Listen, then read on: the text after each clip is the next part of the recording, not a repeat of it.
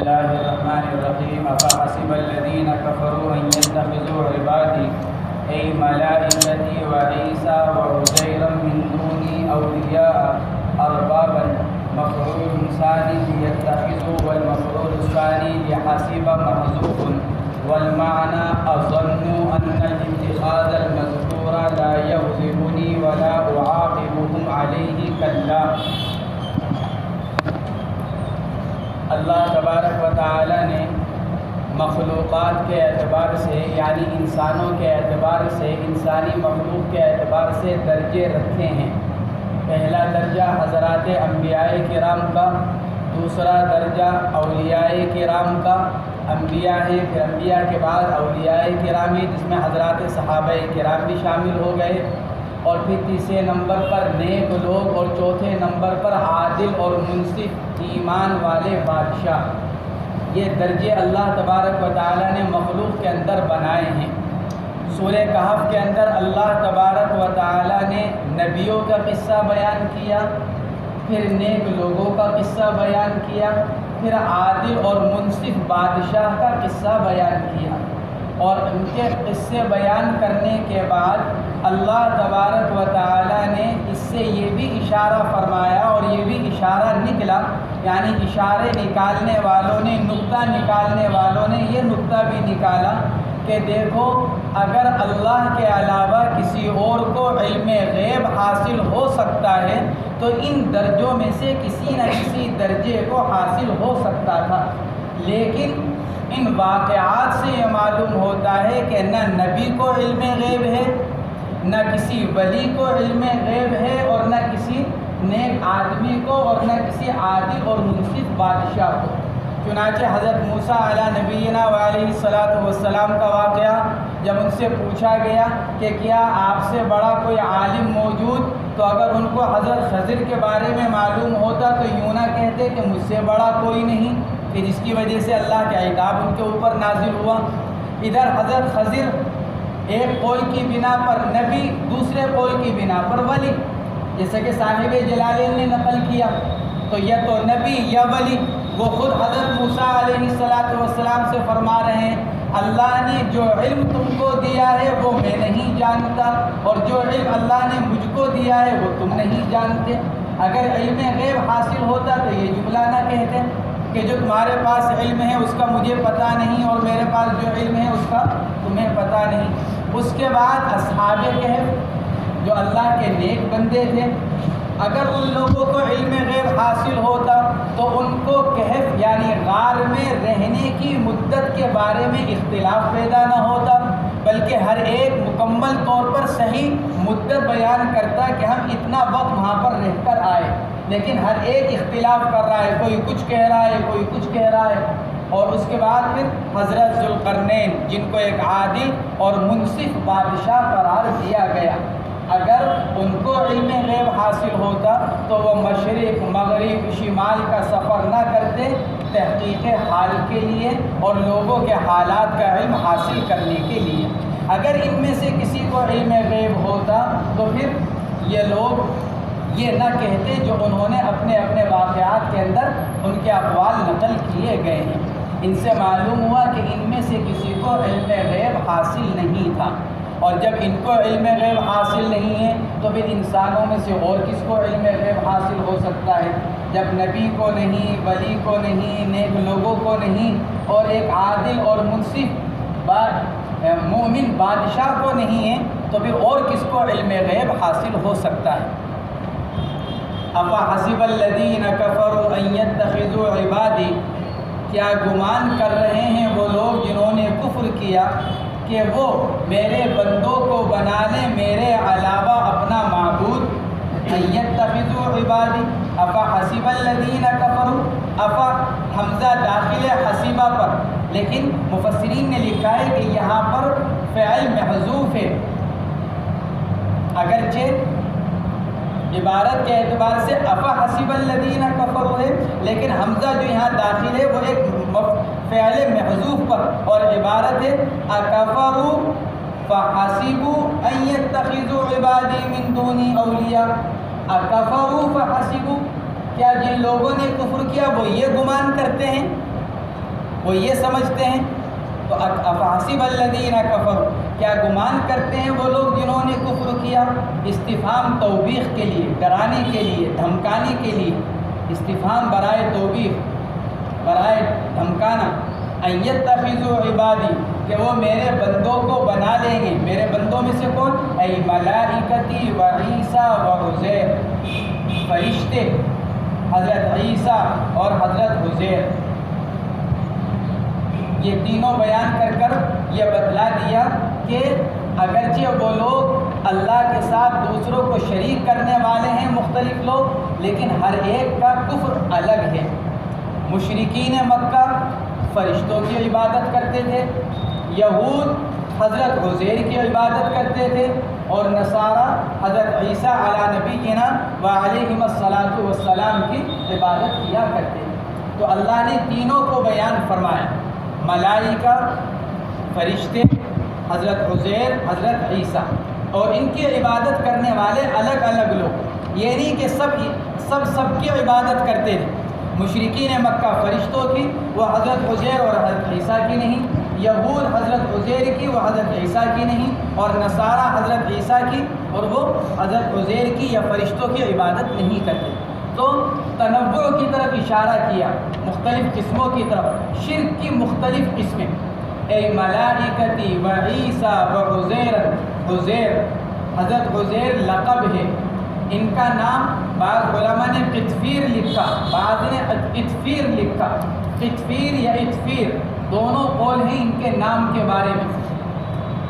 بعض علماء نے لکھا ہے کہ حضرت عزیر علی نبینا و علیہ الصلاۃ والسلام کا زمانہ حضرت داؤد اور حضرت سلیمان، یہ دونوں تو ایک وقت میں گزرے ہیں، حضرت داؤد اور حضرت سلیمان، اور پھر آگے چل کر حضرت زکریا اور حضرت یحییٰ، یہ دونوں ایک ساتھ گزرے ہیں۔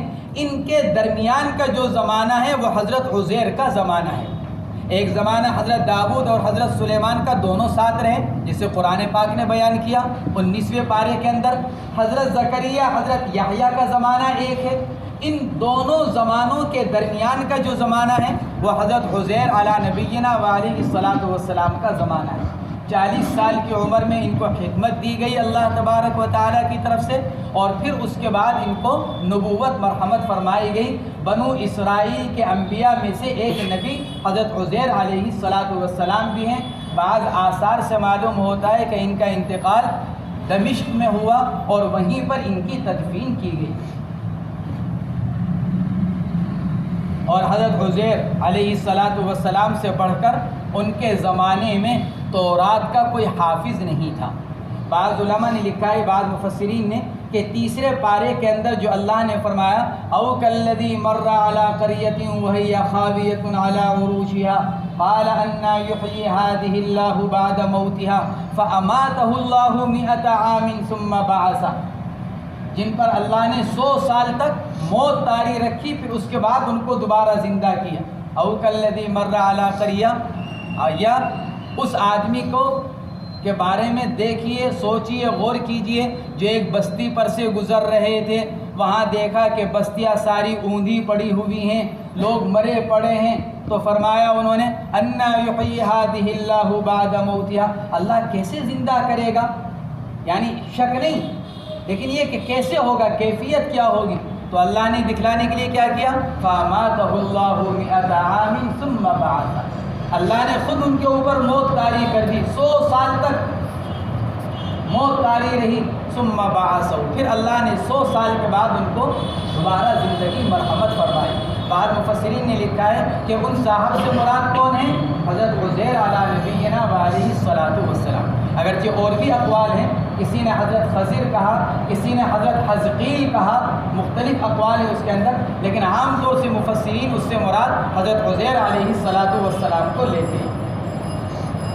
تو اے ملائکتی و عیسیٰ و عزیر، حضرت عزیر کی یہود عبادت کیا کرتے تھے، من دونی اے من غیری، میرے علاوہ، مجھ کو چھوڑ کر، اولیاء، اولیاء جمع ولی کی، ولی کے معنی عربی لغت کے اندر متعدد آتے ہیں، یہاں ولی کے معنی کارساز اور حاجت روا کے ہیں، یہاں پر ولی کے معنی کارساز اور حاجت روا کے، جو صفت ہے کس کی؟ معبود برحق اللہ تبارک و تعالی کی۔ اس لیے صاحب جلالین نے اولیاء کی تفسیر کس سے کی؟ ارباب، کیونکہ یہاں ولی کے معنی حاجت روا، کارساز، اور یہ صرف کون ہے؟ اللہ تبارک و تعالی۔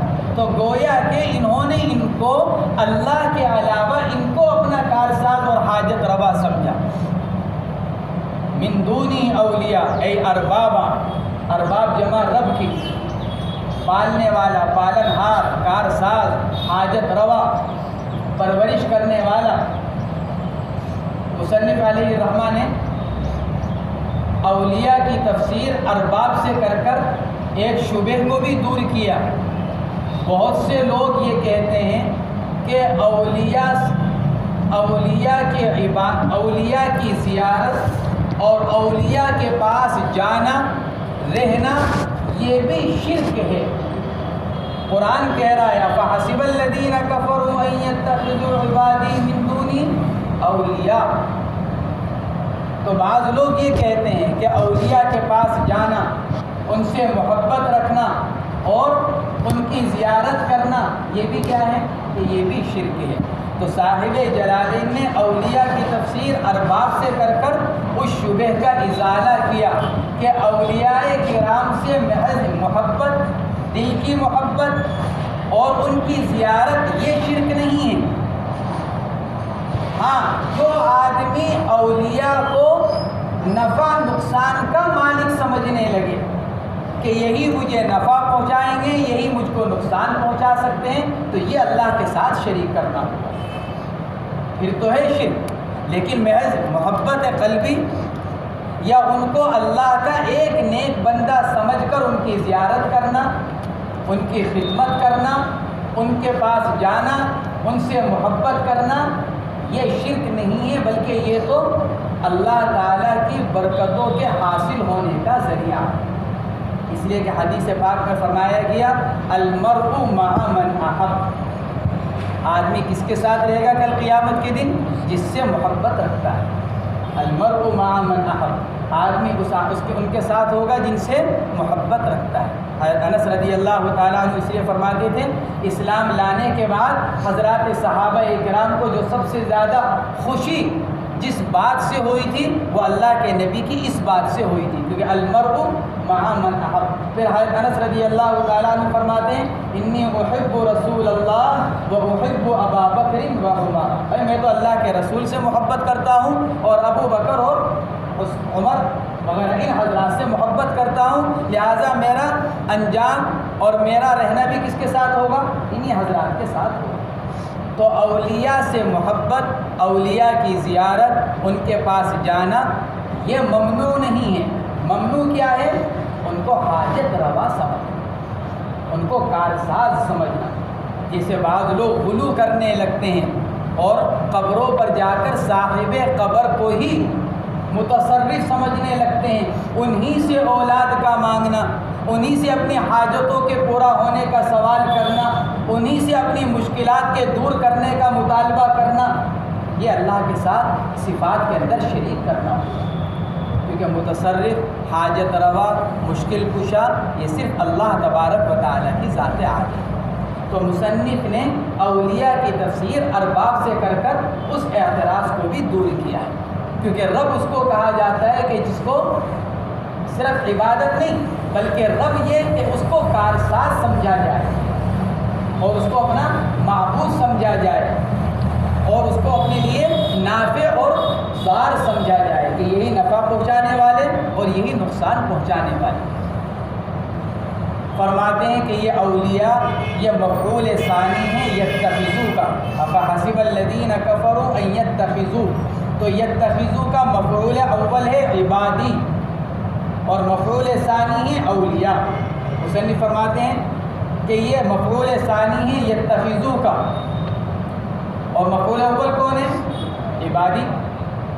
تو چونکہ وہ بالکل ملا ہوا تھا اس لیے اس کو بیان کرنے کی ضرورت نہیں، یتخذو عبادی وہ بالکل ظاہر تھا، اس لیے اس کو بیان نہیں کیا۔ اولیاء چونکہ فصل واقع ہو گیا تھا من دونی کے ذریعے سے، اس لیے فرماتے ہیں کہ یہ اولیاء یتخذو کا مفعول ثانی ہے، والمفعول الثانی لحسب محذوف، فرماتے ہیں اور افا حسیبہ، حسیبہ جو تھا اس کا مفعول ثانی کہ وہ محذوف ہے، اور مفعول اول کہاں گیا؟ وہ مفعول اول ان یتخذو، یہ جملہ پورا بن کر اس کا مفعول اول بنتا ہے، اور پھر اس کا مفعول ثانی فرماتے ہیں کہ مفعول ثانی اس کا محذوف ہے، اور معنی کیا ہے؟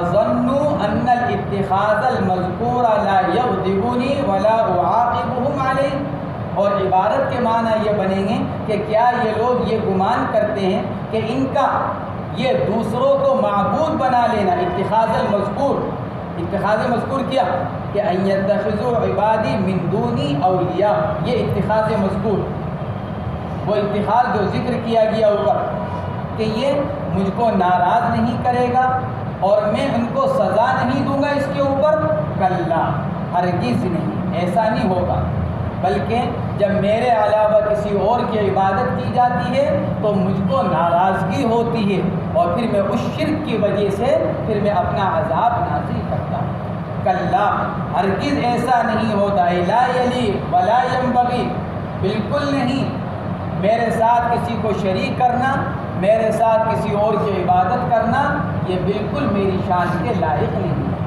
کہ میرے ساتھ کسی کو شریک کیا جائے یا میرے ساتھ کسی کی عبادت کی جائے۔ انا اعتدنا جہنم للکافرین ہؤلاء وغیرہم نزلا، بے شک ہم نے تیار کر رکھا ہے، اعتدنا ای اعتدنا، ہم نے تیار کر رکھا ہے جہنم کو، کس کے لیے؟ کافر کے لیے، کافروں کے لیے، اور کافرین سے مراد کون؟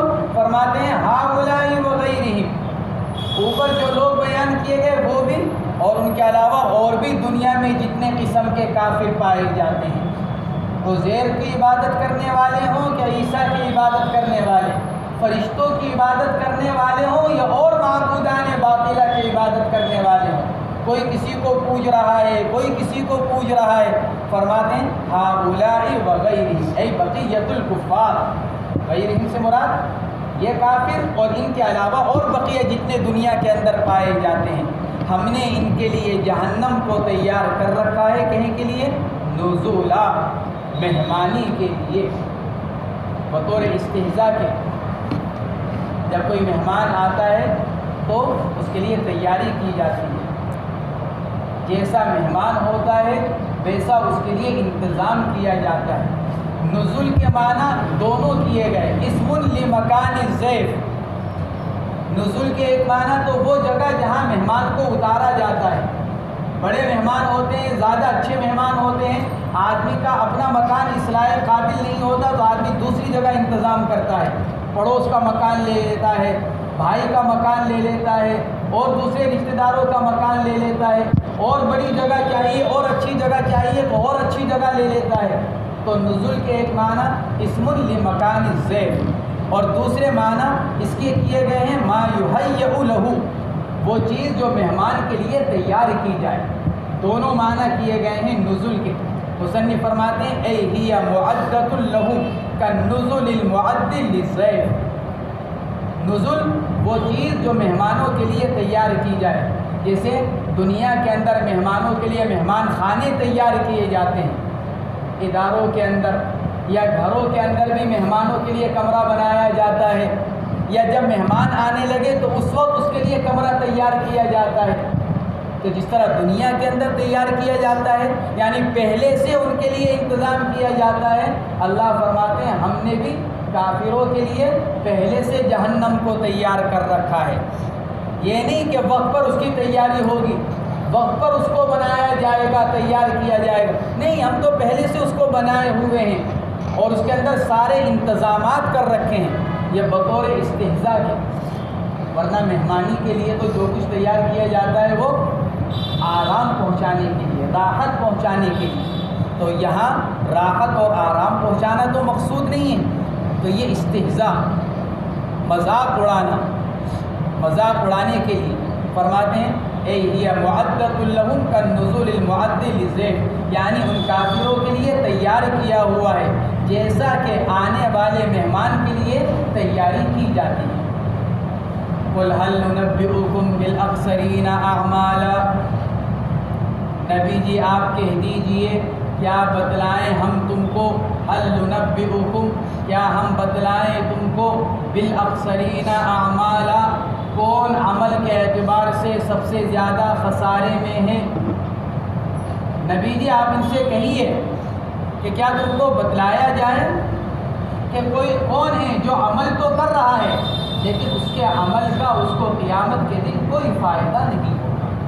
دنیا میں عمل کر رہا ہے، محنت مشقت میں لگا ہوا ہے، لیکن کیا ہے، جیسے قرآن پاک میں دوسری جگہ فرمایا گیا هل اتاک حدیث الغاشیہ وجوہ یومئذ خاشعہ عاملۃ ناصبہ۔ عاملۃ ناصبہ کی ایک تفسیر کیا کی گئی ہے، دنیا میں اپنے آپ کو تھکانے والے، دنیا میں اپنے آپ کو کام کرنے میں تھکانے والے لیکن کوئی ان کا کوئی فائدہ نہیں۔ جیسے یہ جوگی، بڑے بڑے لوگ، غیر ایمان والے جو پتہ نہیں کتنے کتنے مجاہدے کرتے ہیں، کتنی کتنی مشقتیں اٹھاتے ہیں، کوئی 5 سال سے نہیں سویا، کسی نے 20 سال سے نہیں کھایا، کوئی 10 سال تک جنگلات میں پڑا رہا، کوئی کچھ اپنے آپ کو تھکا رہے ہیں، لگا رہے ہیں، کھپا رہے ہیں لیکن کوئی فائدہ نہیں۔ عاملۃ ناصبہ، کر بھی رہے ہیں، تھکا بھی رہے ہیں لیکن آخرت میں کچھ ملنے والا نہیں۔ قل هل ننبئکم بالاخسرین اعمالا، نبی جی فرمائیے کیا بتلائیں ہم تم کو عمل کے اعتبار سے کون سب سے زیادہ خسارے۔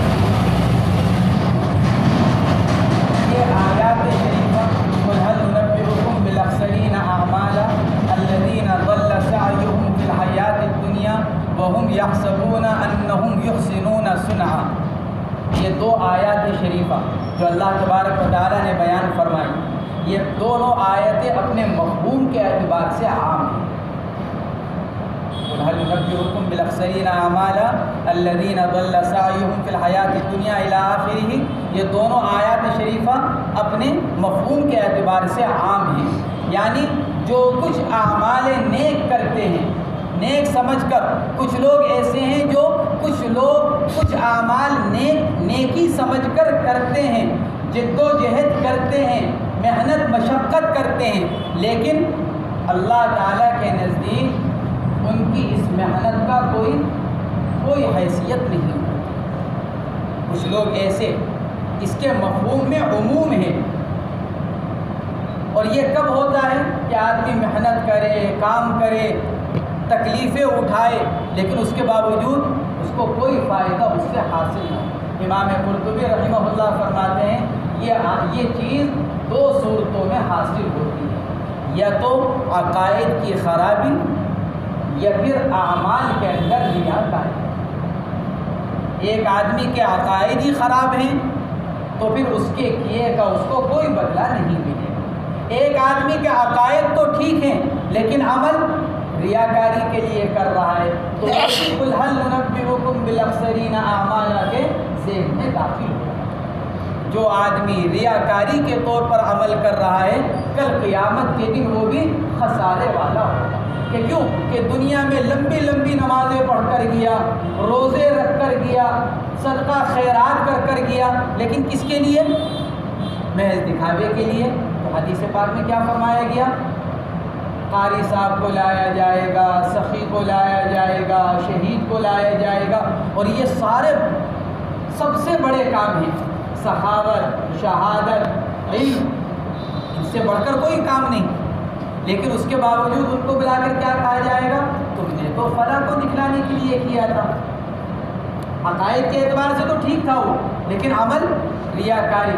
تو امام قرطبی فرماتے ہیں کہ یہ قل هل ننبئکم بالاخسرین اعمالا یہ 2 صورتوں میں حاصل ہوتا ہے، یا تو عقائد کی خرابی یا اعمال کے اندر ریاکاری۔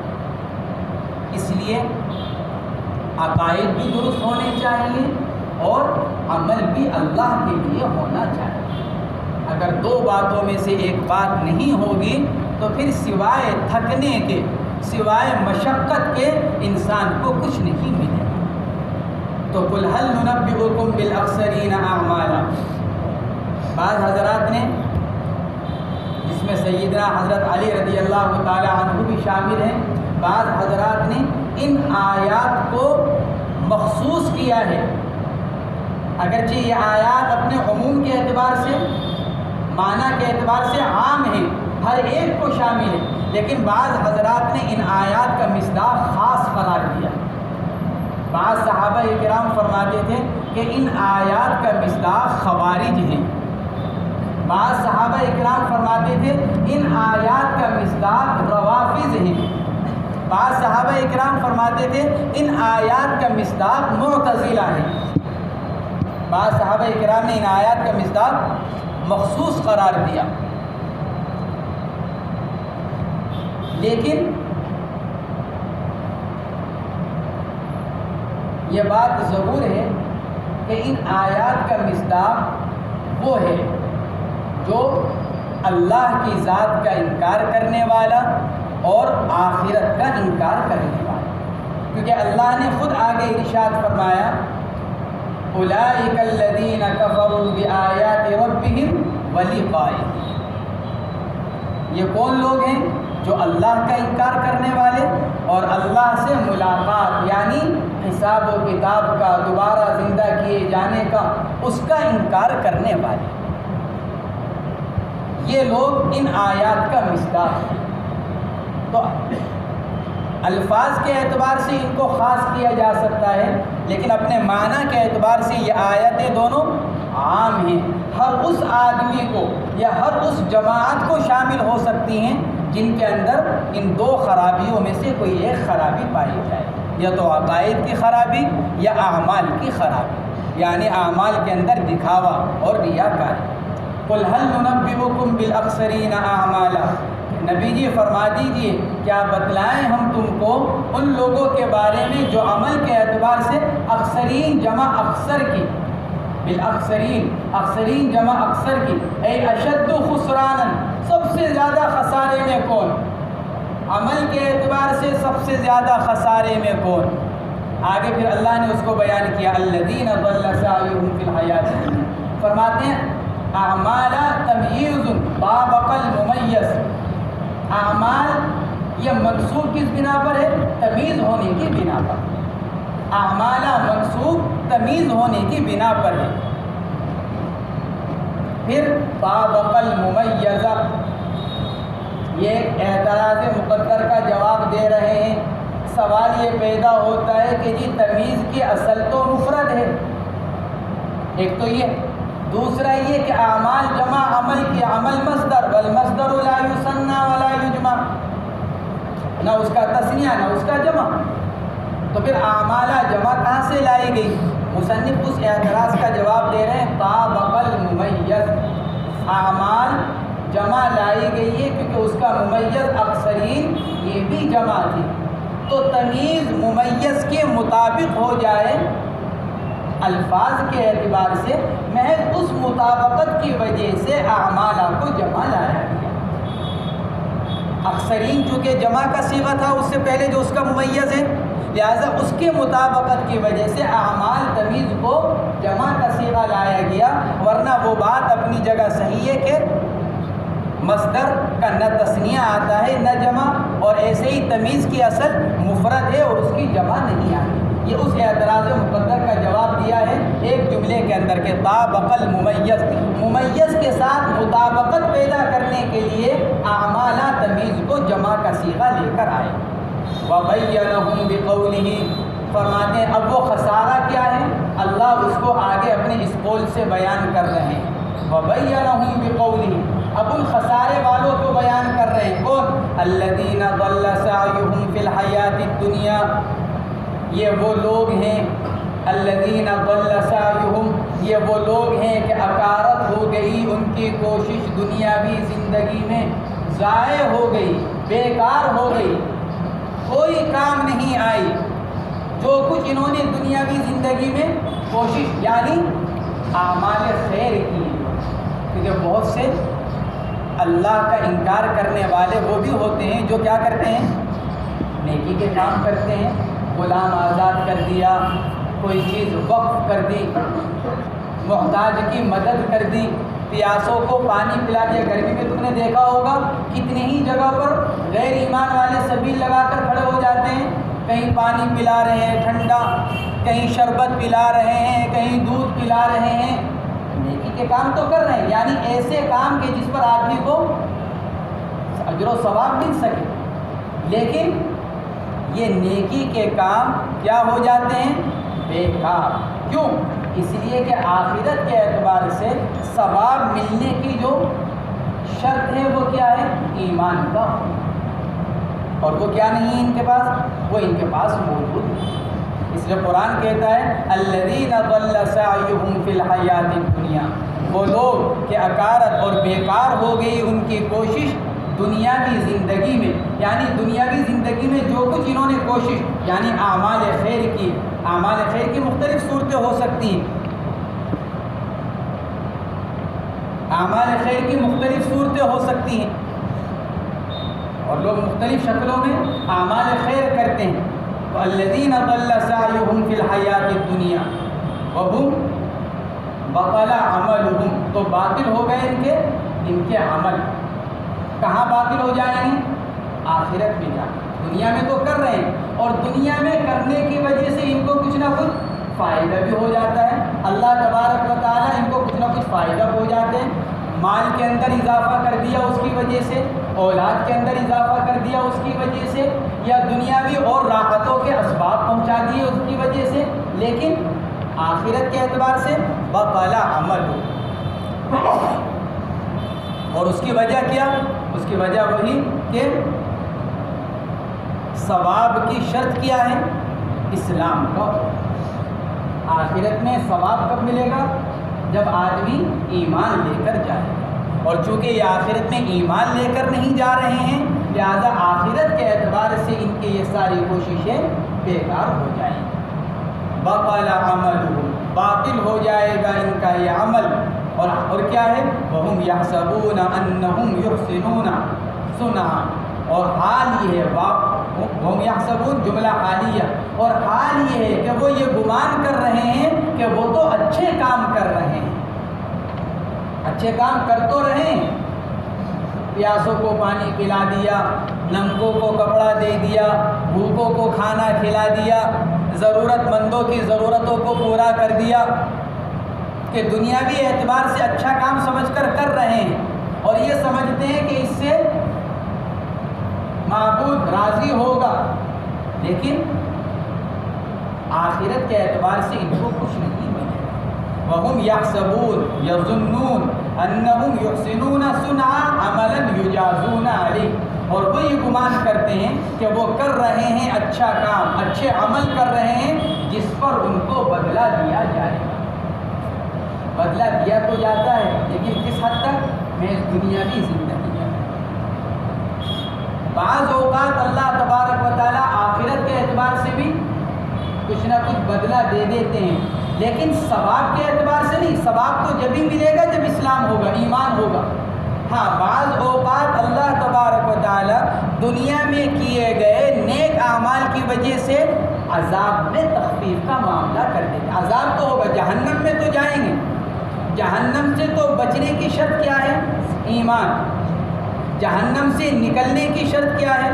ایمان، کیونکہ بعض مومن وہ ہوں گے جو جہنم میں جائیں گے صاف ہونے کے لیے، پاک ہونے کے لیے، لیکن پھر جہنم سے ان کو نکال دیا جائے گا۔ اس نکلنے کے لیے بھی کیا شرط ہے؟ ایمان۔ جانے سے بچنے کے لیے بھی ایمان شرط، اور جانے کے بعد نکلنے کے لیے بھی ایمان شرط۔ جن کے پاس یہ شرط نہیں ہوگی وہ جہنم میں جائیں گے۔ ہاں، جہنم میں جانے کے بعد یہ ممکن ہے کہ دنیا میں کیے گئے اعمال خیر کی وجہ سے کچھ عذاب کے اندر دیگر لوگوں کے مقابلے میں کچھ تخفیف ہو جائے، جیسے خواجہ ابو طالب کے بارے میں اللہ کے نبی علیہ السلام نے کیا خبر دی تھی کہ میرے ساتھ شفقت کا معاملہ کرنے کی وجہ سے میرے ساتھ بھلائی کا معاملہ کرنے کی وجہ سے کیا ہو گیا؟ تھوڑے عذاب میں تخفیف کر دی گئی، بس ان کو آگ کے 2 جوتے پہنا دیے گئے، لیکن وہ آگ کے 2 جوتے بھی کیسے کہ دماغ تک تپ رہا ہے اس کی وجہ سے۔ تو دیگر جو عذاب تھے وہ ان سے روک دیے گئے، کس وجہ سے؟ اس عمل خیر کی وجہ سے۔ تو یہ تو ممکن ہے، لیکن جہنم سے بچنا یا ثواب کا ملنا، چونکہ یہ موقوف ہے کس پر؟ ایمان پر، اور ایمان ان لوگوں کے پاس ہے نہیں، اس لیے نہ ثواب ملے گا کسی عمل پر، نہ جہنم سے بچے گا۔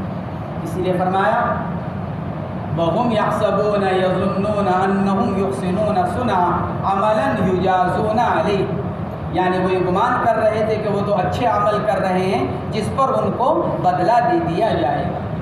أُولَٰئِكَ الَّذِينَ كَفَرُوا بِآيَاتِ رَبِّهِمْ، یہ وہ لوگ ہیں جنہوں نے انکار کیا اپنے رب کی آیتوں کا۔ کون سی آیت؟ بِدَلَائِلِ تَوْحِيدِهِ مِنَ الْقُرْآنِ وَغَيْرِهِ، اے الحدیث، یعنی اللہ کی توحید کے وہ دلائل جو قرآن و حدیث میں ان کے سامنے بیان کیے گئے، اللہ کی وحدانیت کے دلائل قرآن کے اندر، وغیرہ اے الحدیث، قرآن و حدیث کے اندر جو اللہ کی وحدانیت کے دلائل ان کے سامنے بیان کیے گئے، انکار کرتے ہیں۔ قرآن کی آیتیں پڑھی جاتی ہیں، نہیں مانتے۔ اللہ کے رسول صلی اللہ علیہ وسلم کے فرامین بیان کیے جاتے ہیں، نہیں مانتے، انکار کرتے ہیں۔ وَلِقَائِهِ، اور کس کا انکار کرتے ہیں؟ اللہ کی ملاقات کا۔ تو اللہ سے ملاقات تو ہوگی نہیں، کیونکہ اللہ تو ناراض ہے۔ جو آدمی ناراض ہوتا ہے وہ ملاقات نہیں کرتا، تو مانتے ہی نہیں۔ تو اس لیے مصنف تفسیر کر رہے ہیں وَبِالْبَعْثِ وَالْحِسَابِ وَالثَّوَابِ وَالْعِقَابِ، انکار کس کا؟ بدلہ دیے جانے کا، دوبارہ زندہ کیے جانے کا، اور ثواب اور سزا کا۔ یہ کچھ نہیں، آخرت میں کچھ نہیں ہوگا، کوئی ثواب اور سزا نہیں، کوئی دوبارہ زندہ کیا جانا نہیں، کچھ نہیں ہوگا۔ وَلِقَائِهِ، اے وَلِقَاءِ الْبَعْثِ وَلِقَاءِ الْحِسَابِ، حسابی ملاقات، دوبارہ زندہ کیے جانے کا انکار، ثواب و عقاب کا انکار۔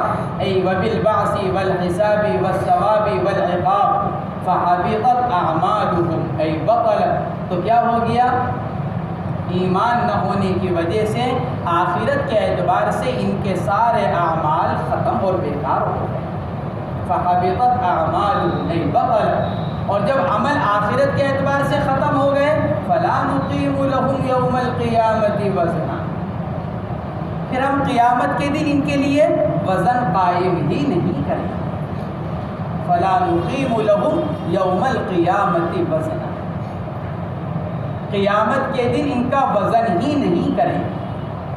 کیا کفار کا قیامت کے دن وزن نہیں ہوگا؟ علماء نے لکھا ہے بعض حضرات تو وہ ہیں کہ جن کے پاس ایمان ہے اور صرف نیکیاں ہی نیکیاں ہیں، حضرات انبیاء کرام اور بھی بہت سے امتوں میں سے ہو سکتے ہیں جن کے پاس نیکیاں ہی نیکیاں ہیں، ان کا وزن نہیں ہوگا اعمال کا، ان کو تو بلا حساب و کتاب جنت میں بھیجا جائے گا۔ جیسے صحیح حدیث شریف کے اندر فرمایا گیا کہ میری امت میں سے 70,000 وہ ہوں گے جو بلا حساب و کتاب جنت میں جائیں گے۔ فوراً ایک صحابی کھڑے ہوئے، یا رسول اللہ دعا کر دیجئے ان اکون منہم، دعا کر دیجئے میں بھی ان 70,000 میں سے ہو جاؤں۔ آپ نے فوراً دعا کی، کیونکہ آپ تو رحمت للعالمین بنا کر بھیجے گئے، آپ نے فوراً دعا کی اللہ ان کو بھی ان 70,000 میں سے کر دیجئے جو بلا حساب و کتاب جنت میں جائیں گے۔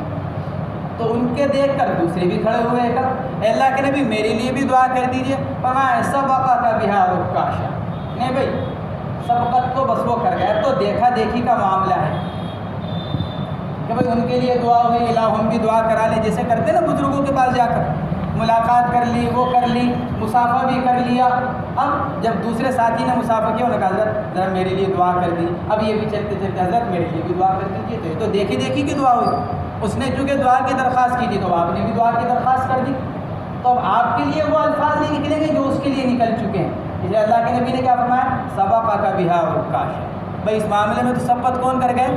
وہ صحابی عکاشہ ان کا نام تھا کہ بھائی وہ سبقت کر گئے، لہٰذا ان کے لیے دعا ہوگی.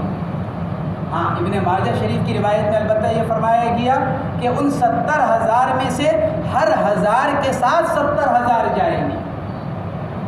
صحیح روایت مسلم شریف کی ہے کہ بلا حساب و کتاب 70,000 جائیں گے.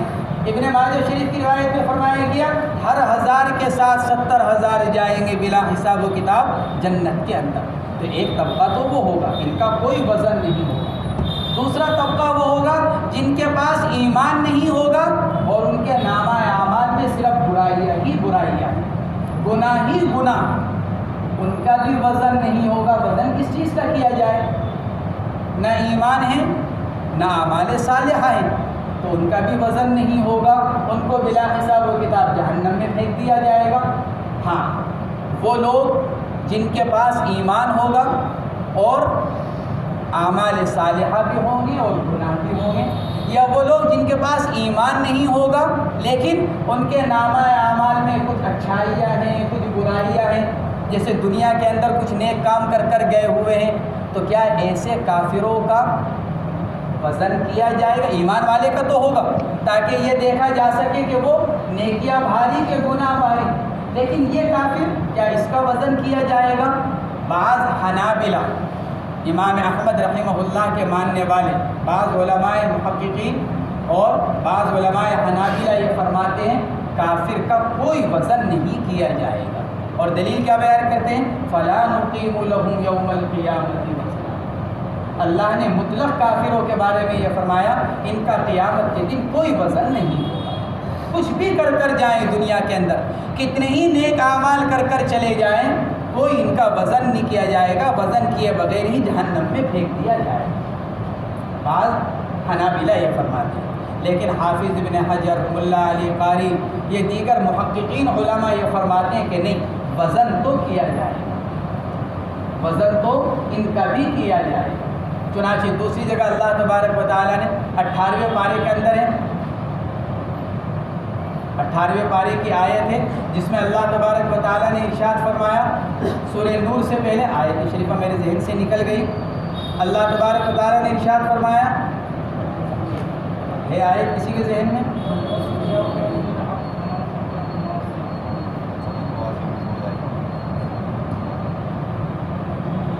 وَمَنْ خَفَّتْ مَوَازِينُهُ فَأُولَٰئِكَ الَّذِينَ خَسِرُوا أَنفُسَهُمْ فِي جَهَنَّمَ خَالِدُونَ. تو جہنم میں ہمیشہ رہنے والے وہ خسارے والے جن کے نیک اعمال کم نکلیں گے. تو جہنم میں ہمیشہ رہنے والے کون ہوں گے؟ ایمان والے تو نہیں ہوں گے. جہنم میں ہمیشہ رہنے والے تو کون ہوں گے؟ نہ ماننے والے، غیر ایمان والے. قرآن کہتا ہے فَمَنْ ثَقُلَتْ مَوَازِينُهُ فَأُولَٰئِكَ هُمُ الْمُفْلِحُونَ وَمَنْ خَفَّتْ مَوَازِينُهُ بِالسَّيِّئَاتِ. صاحب جلالین فرماتے ہیں وَمَنْ خَفَّتْ مَوَازِينُهُ بِالسَّيِّئَاتِ فَأُولَٰئِكَ الَّذِينَ خَسِرُوا أَنفُسَهُمْ فَهُمْ فِي جَهَنَّمَ خَالِدُونَ. تو قرآن کہہ رہا ہے کہ جو اعمال کے اعتبار سے خسارے میں ہوں گے، جن کی برائیاں نکلیں گی، وہ جہنم میں ہمیشہ ہمیش رہیں گے. تو جہنم میں ہمیشہ ہمیش کون رہیں گے؟ غیر ایمان والے.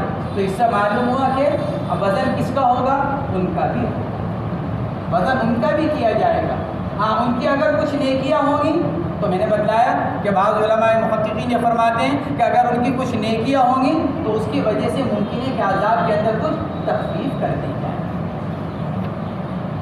اور یہ آیت شریفہ وَلَا نُقِيمُ لَهُمْ يَوْمَ الْقِيَامَةِ وَزْنًا، محققین نے اس کا جواب یہ دیا کہ اللہ تعالیٰ کا مطلب مقصد یہ ہے کہ ان کا ہم وزن قائم نہیں کریں گے، یعنی یہ کتنے ہی اچھے عمل کر گئے ہوں، یہ کتنا ہی وزن لے کر گئے ہوں، اللہ کے نزدیک ان کی کوئی حیثیت اور کوئی وقعت نہیں. چنانچہ صاحب جلالین بھی فَلَا نُقِيمُ لَهُمْ يَوْمَ الْقِيَامَةِ وَزْنًا کی تفسیر کرتے ہوئے کیا فرما رہے ہیں؟ اَيْ لَا نَجْعَلُ لَهُمْ قَدْرًا. ہم ان کے لیے کوئی وقعت، کوئی حیثیت، کوئی مقام ہم ان کے لیے نہیں بنائیں.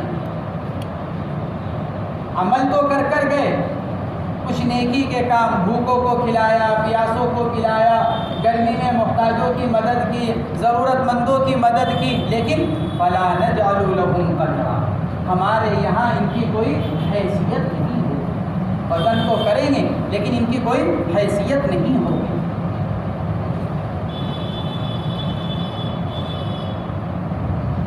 تو فلا نقیم لهم یوم القیامت وزنا، ای لا نجعل لهم قدرا، ہم ان کے لیے ان کی کوئی حیثیت نہیں بنائیں گے، ہمارے نزدیک ان کی کوئی حیثیت، کوئی وقت۔ چنانچہ حدیث پاک کے اندر فرمایا گیا کہ ایک موٹا تازہ بھاری بدن، بھاری وزن والا، ایک غیر ایمان والا اللہ کے دربار میں آئے گا، لیکن اللہ کے نزدیک اس کی حیثیت مچھر کے پر کے برابر بھی نہیں ہوگی۔ لا یزن عند اللہ جناح بعوضۃ، اس کا وزن اللہ کے نزدیک، وزن سے مراد کیا یعنی اس کی حیثیت۔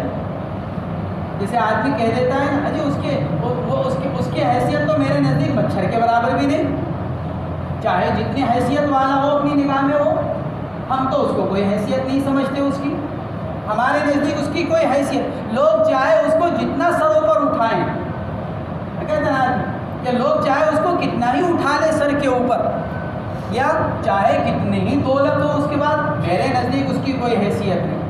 تو قرآن کہتا ہے کتنے ہی یہ نیک اعمال کر چلے جائیں، اپنے گمان کے اعتبار سے اچھے عمل کر چلے جائیں، اپنے آپ کو تھکا کر مشقت میں ڈال کر چلے جائیں، ہمارے نزدیک اس کی کوئی حیثیت نہیں، کوئی وزن نہیں ہوگا، کوئی حیثیت نہیں ہوگی، کوئی وقعت نہیں ہوگی، اور جب کوئی حیثیت اور کوئی وقعت نہیں ہوگی تو اس پر اس کو کوئی بدلہ بھی نہیں دیا جائے گا، کوئی ثواب بھی اس کو نہیں ملے گا۔